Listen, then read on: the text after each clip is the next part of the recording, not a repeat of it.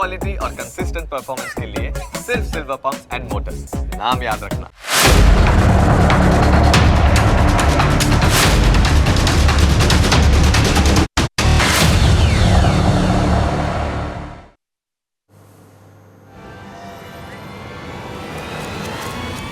નમસ્કાર, હું જનક દવે. તમને અસર કરતા સમાચારનું અમે સરળ ભાષામાં સચોટ રીતે કરીશું જણાવવા. આ એનાલિસિસ 360 ડિગ્રી હશે, જેનાથી મહત્ત્વના મુદ્દાઓને લગતા દરેક સવાલ પર હવે પછી મુકાશે ફૂલ સ્ટોપ. આજે અમે દેશના રાજકારણમાં ફૂંકાયેલા વિવાદના વાવાઝોડાની વાત કરીશું. બીજેપી આરોપ મૂક્યો છે કે ભારતના દુશ્મનોની સાથે સોનિયા ગાંધીના કનેક્શન્સ છે. બલકે બીજેપીએ એવો પણ દાવો કર્યો છે કે કોંગ્રેસને રંગે હાથ પકડવામાં આવી છે. આજે અમે તમને દેશની રાજનીતિના ચોંકાવનારા પ્રકરણની દરેક હકીકત જણાવીશું.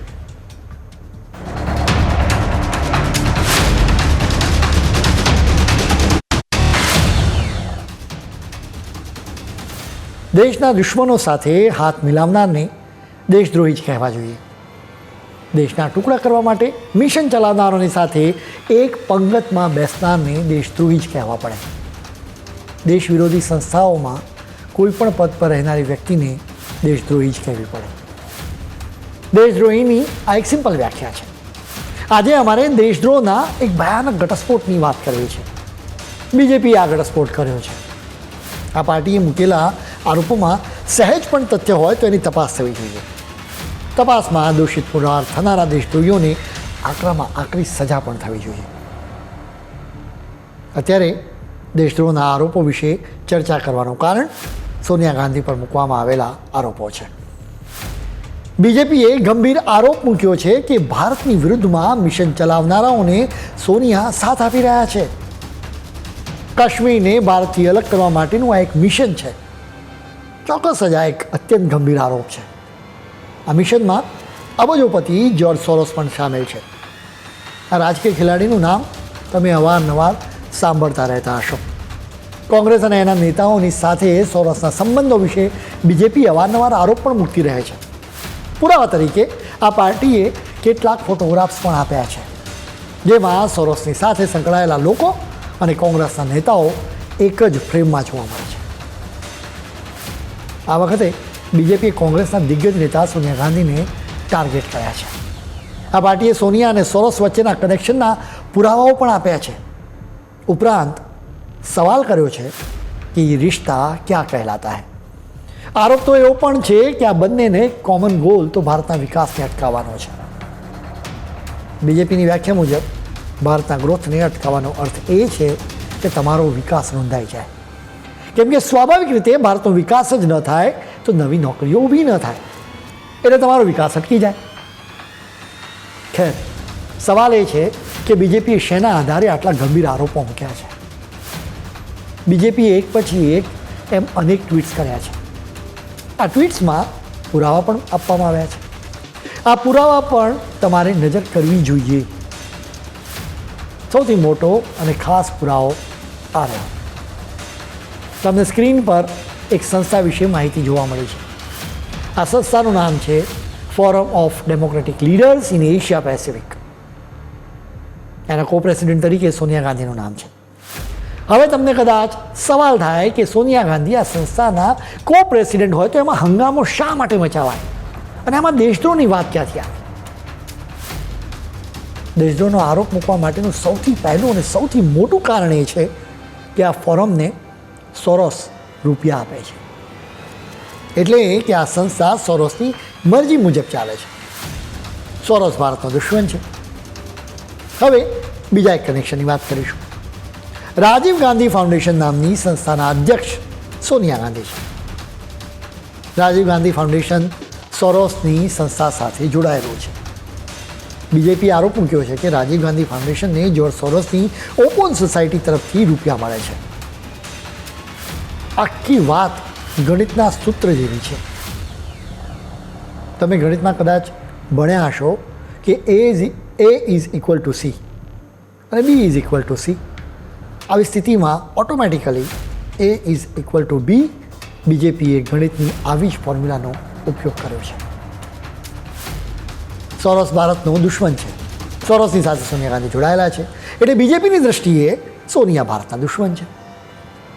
સૌથી ભયાનક બાબત એ છે કે સોરોસ પાસેથી પૈસા લેતી સંસ્થા forum of democratic leaders in Asia પેસિફિકે ભારતની વિરુદ્ધ ભયાનક કાવતરું રચ્યું છે. આ ફોરમ કાશ્મીરને ભારતથી અલગ કરવાના કાવતરામાં સામેલ છે. કાશ્મીરને અલગ કરવાનો મૂળ એજન્ડા પાકિસ્તાનનો છે, એટલે જ આ સંસ્થા પાકિસ્તાનનો એજન્ડા ચલાવી રહી હોવાનું કહી શકાય. અહીં પણ ગણિતની ફોર્મ્યુલા લાગુ પડે છે. પાકિસ્તાન ઈચ્છે છે કે કાશ્મીર ભારતથી અલગ થાય. આ સંસ્થા પણ એવો જ એજન્ડા ચલાવે છે. એટલે અમે કહ્યું એમ આ સંસ્થા પાકિસ્તાનનો એજન્ડા ચલાવે છે. આવી સંસ્થાના કો પ્રેસિડેન્ટ સોનિયા ગાંધી છે. એ ખરેખર ગંભીર બાબત છે, કેમ કે ભારતની સુરક્ષા સાથે જોડાયેલો આ મામલો છે. આ સંસ્થા કાશ્મીર વિવાદની વાત કરે છે. ભારત સરકાર ક્યારેય કાશ્મીર વિવાદ જેવા શબ્દનો ઉપયોગ કરતી જ નથી, કેમ કે વિવાદની વાત જ નથી. કાશ્મીર ભારતનું અવિભાજ્ય અંગ છે. એમાં કોઈ પણ વિવાદ હોઈ પણ ન શકે, એને સ્થાન પણ ન હોય. ખરો વિવાદ તો પીઓકેનો જ છે. જો કે આ ફોરમની વેબસાઇટમાં કાશ્મીર વિવાદ જેવા શબ્દોનો ઉલ્લેખ કરવામાં આવ્યો છે. આ ફોરમની વેબસાઇટ પર કાશ્મીરની આઝાદી માટે દલીલ કરવામાં આવી છે. સંસ્થા ભયાનક દલીલ કરે છે.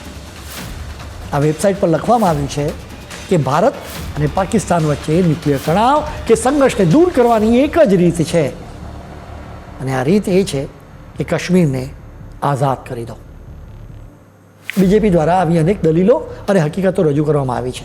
આ ખરેખર ખૂબ જ ગંભીર મામલો છે. ભારતના સાર્વભૌમત્વ પ્રહાર કરનારી સંસ્થાની સાથે સોનિયા ગાંધી જોડાયા છે. એનાથી ગંભીર બાબત બીજી કોઈ ન હોઈ શકે. તેમણે એક રીતે કારણ વિના વિદેશી તાકાતની દખલને આમંત્રણ આપ્યું છે. આવી દખલ ભારતના હિતમાં નથી. કાશ્મીરથી લઈને કન્યાકુમારી સુધી ભારતની એક એક ઇંચ જમીન પર ખરાબ નજર કરનારાઓની આંખો કાઢી લેવી જોઈએ. આ દેશ આપણો છે. આપણા માટે રાષ્ટ્રહિત સર્વોપરી છે. રાષ્ટ્રહિતોને જોખમમાં મૂકવાનો ગંભીર આરોપ બીજેપીએ મૂક્યો છે. આ વિશે બીજેપીના નેતા સુધાંશુ ત્રિવેદી શું કહી રહ્યા છે તમે સાંભળો. ये फोरम काम क्या कर रहा है? अब आप देखिए, ये भारत के बारे में क्या कह रहा है? Turn the system of governance upside down towards the sustainable democracy. यानी भारत ने कह रहा है कि लोकतांत्रिक व्यवस्था खत्म हो रही है. आप देखिए पाकिस्तान के बारे में क्या कह रहा है? Islam means justice and justice means right. An interview with the cricketer legend and fiery social political activist Imran Khan. अब देखिए साहब, कश्मीर के बारे में क्या कह रहा है? Prospects for peace justice and independence in Kashmir.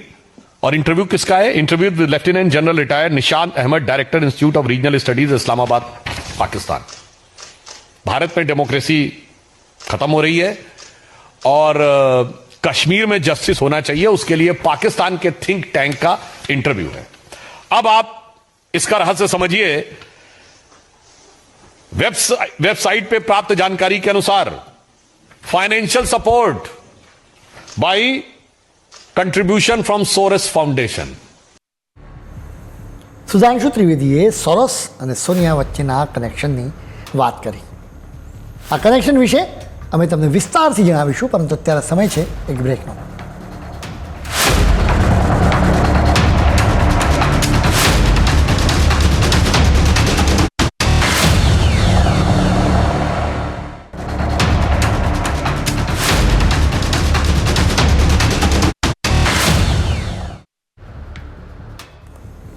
Break બાદ આપનું સ્વાગત છે.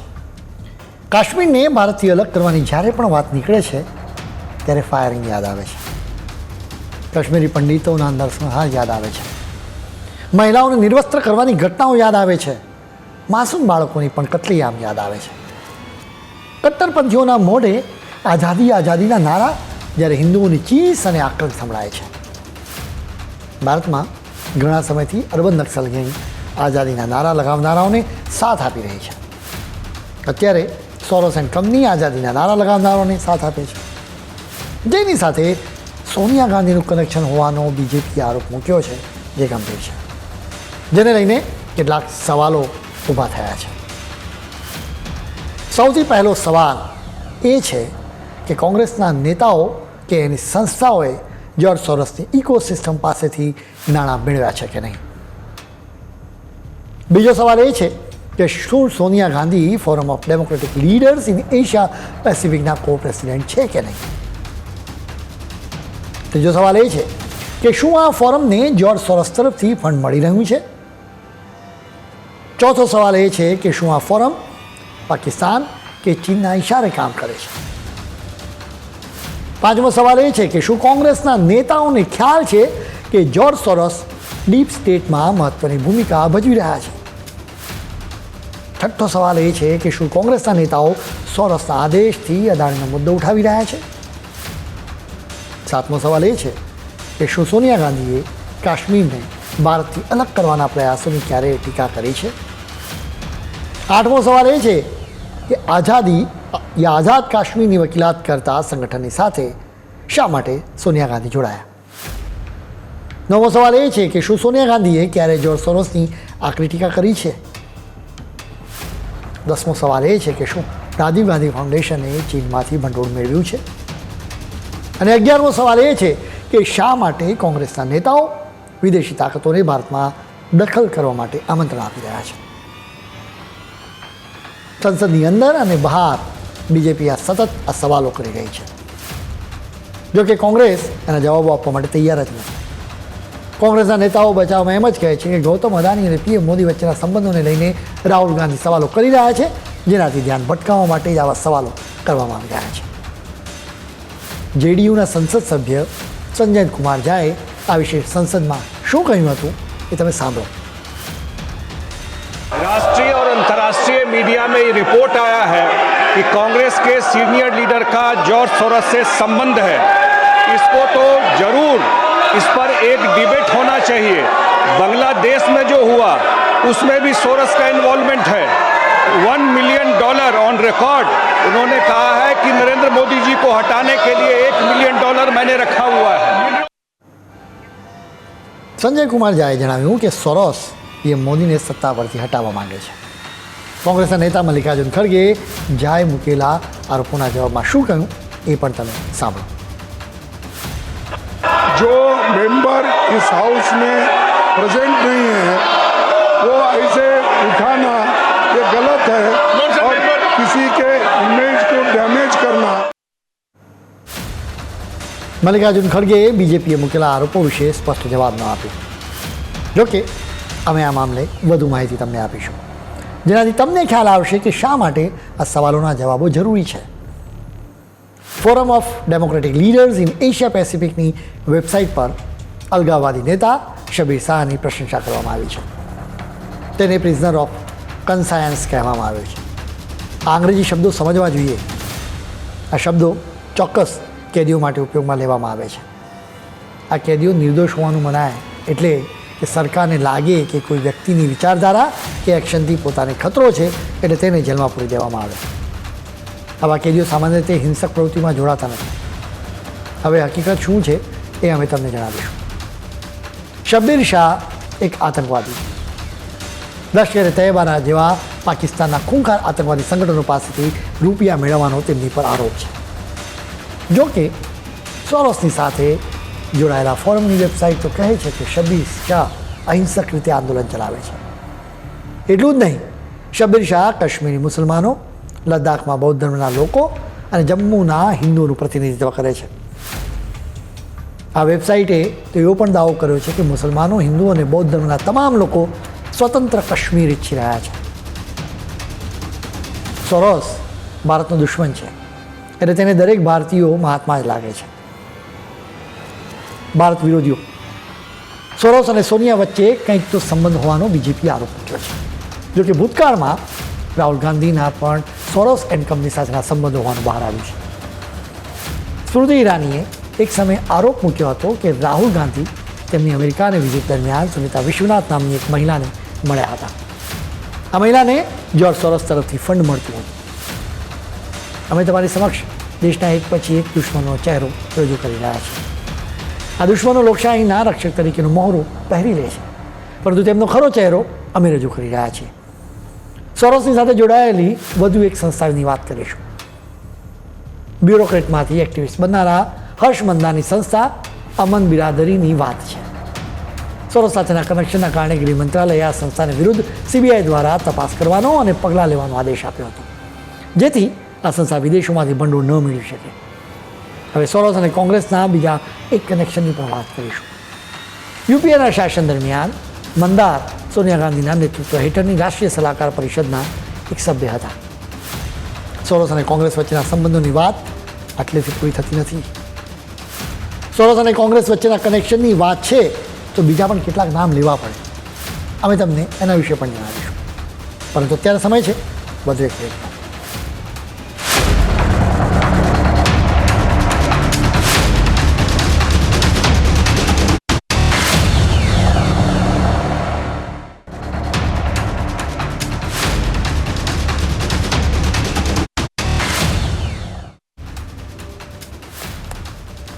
બ્રેક બાદ આપનું સ્વાગત છે.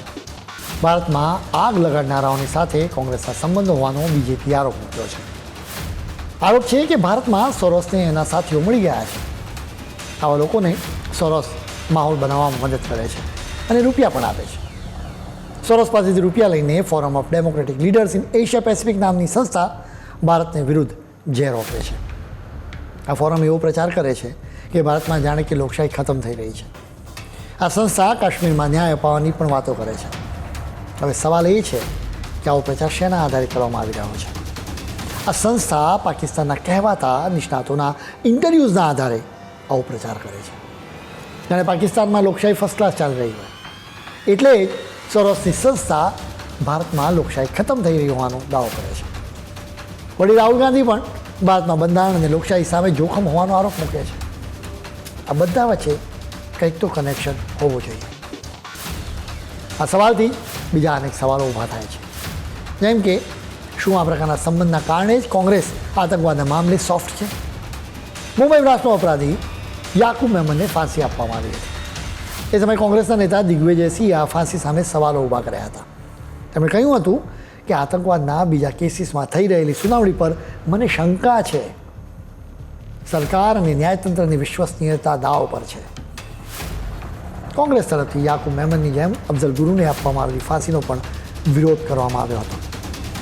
લોકશાહીના મંદિર એવા સંસદ પરના હુમલા કેસમાં અફઝલ ગુરુ દોષી સાબિત થયો. આમ છતાં કોંગ્રેસના નેતા શશી થરૂરે એક ટ્વીટમાં લખ્યું હતું કે હું માનું છું કે અફઝલ ગુરુને આપવામાં આવેલી ફાંસી ખોટી હતી. ફાંસી આપવાની રીત પણ ખોટી હતી. થરૂરના આ શબ્દો છે. હવે થરૂર શા માટે અફઝલ ગુરુનો બચાવ કર્યો એનો જવાબ કદાચ તેમના એક ટ્વીટ પરથી મળી શકે છે.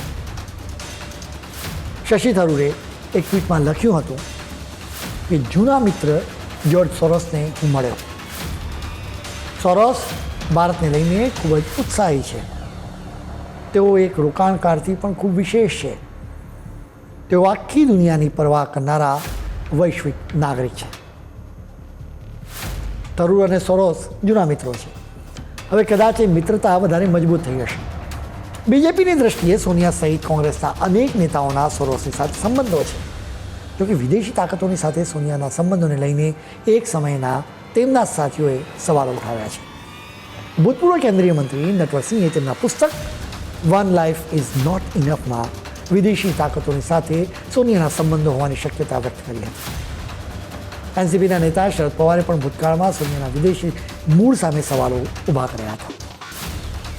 સોનિયા ગાંધી અને સોરોસ વચ્ચેના કનેક્શનની વાત છે તો કેટલાક કોંગ્રેસી તરફી નિષ્ણાતોએ દલીલ કરી છે કે અનેક સંસ્થાઓ રાજકારણીને પદ આપતી હોય છે, જેથી તેમનું કામ સરળ થાય છે. સંસ્થાઓ રાજકારણીઓને સ્પોન્સર કે માર્ગદર્શક બનાવે છે.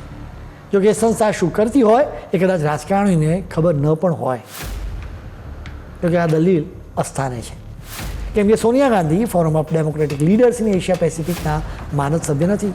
તેઓ આ સંસ્થાના કો-પ્રેસિડેન્ટ છે. કો-પ્રેસિડેન્ટ તરીકે તેમણે આ સંસ્થાની મિટિંગમાં પણ ભાગ લીધો હશે. એટલું નહીં, એ સોરોસની જ સંસ્થા હોવાનું તેઓ જાણતા જ હશે. પણ સોરોસ અને કોંગ્રેસના તો અનેક કનેક્શન બહાર આવ્યા છે. એટલે જ કહેવાતા રાજકીય નિષ્ણાતોની દલીલ ખોટી છે કે ફોરમની કામગીરી વિશે કદાચ સોનિયા ગાંધીને ખબર નહીં હોય. રાહુલ અને સોરોસ વચ્ચેના કનેક્શનની વધુ વિગતો બહાર આવી છે. સોરોસની સંસ્થા ઓપન સોસાયટી ફાઉન્ડેશનનો વાઇસ પ્રેસિડેન્ટ સલીલ શેટ્ટીના કારણે પણ આ કનેક્શન સામે આવ્યું છે. સલીલ કોંગ્રેસની ભારત જોડો યાત્રામાં સામેલ હતો. સોરોસ ભારતને તોડવાની વાત કરે અને સલીલ ભારત જોડો યાત્રામાં જોડાય. એ ખરેખર વિરોધાભાસ છે. યુપીએના રાજ દરમિયાન રાષ્ટ્રીય સુરક્ષા સલાહકાર શિવશંકર મેનન પણ સોરોસના સાથી હોવાનો આરોપ મૂકવામાં આવ્યો છે.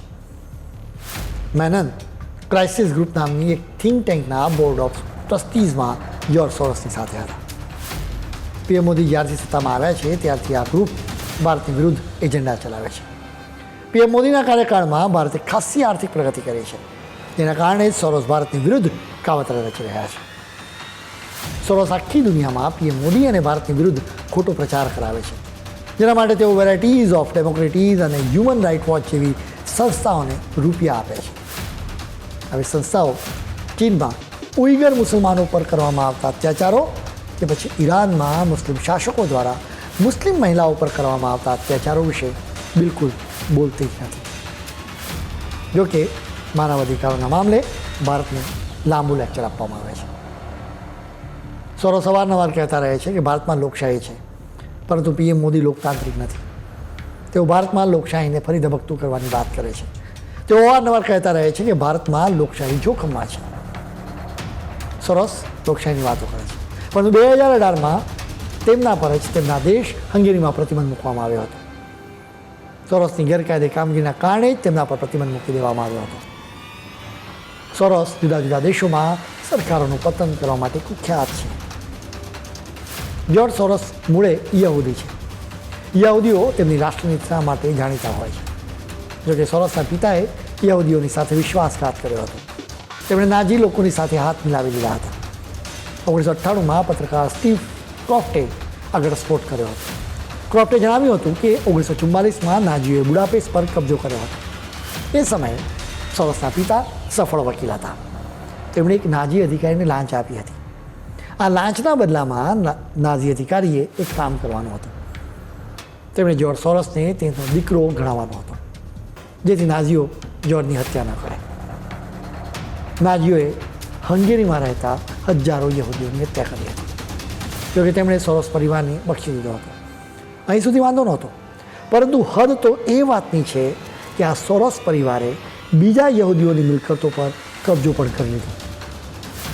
સોરોસ પરિવારે તેમના યહૂદી સમાજની સાથે જ નહીં, પરંતુ માનવની સાથે પણ ગદ્દારી કરી છે.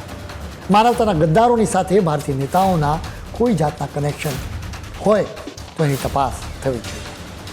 દેશની સુરક્ષાનો સવાલ છે, એટલા માટે જ કોઈ પણ જાતનું રાજકારણ આ અંગે ન રમાવું જોઈએ. ખેર, આજના ફૂલ સ્ટોપમાં આજે આટલું જ. નવા મુદ્દાઓ સાથે કાલે ફરી મળીશું. ત્યાં સુધી મને રજા આપશો. નમસ્કાર.